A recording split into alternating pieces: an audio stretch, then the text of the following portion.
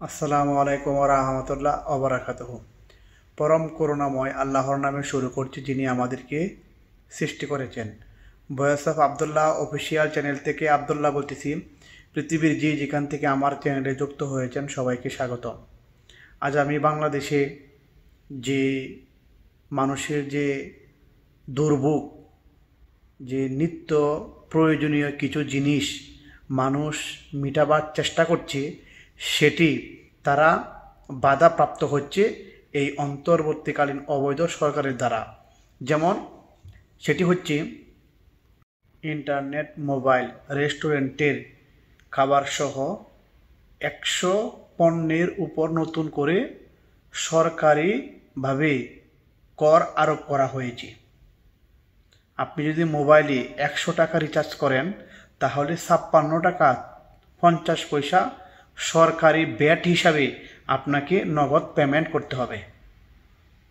তাহলে আমরা বাংলাদেশে যে মোবাইল ব্যবহারকারী, ইন্টারনেট ব্যবহারকারী দেখতে পাচ্ছি, তারা প্রায় 35% এই ব্যবহারকারী এখান থেকে সরে আসছে এবং তারা ক্রয় ক্ষমতা এটা মেটাতে পারছে না।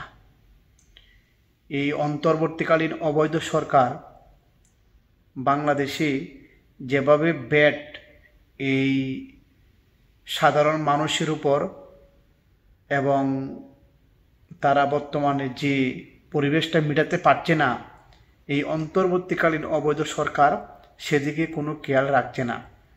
আজ আমি বাংলাদেশের মানুষকে একটি প্রশ্ন রাখতে চাই।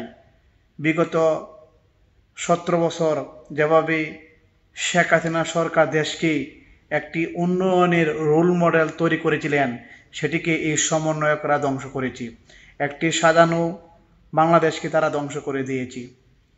তাই বাংলাদেশের সর্বস্তরের মানুষের কাছে আমার একটি আবেদন থাকবে, আপনারা আরেকবার না হয় একটি যুদ্ধ করেন।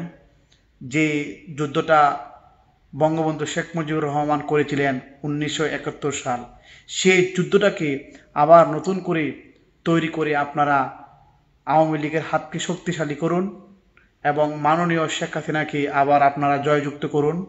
সেই আশা রেখে আপনাদেরকে আজ আমি বিদায় নিচ্ছি। দেখা হবে পরে কোনো ভিডিওতে ইনশাল্লাহ।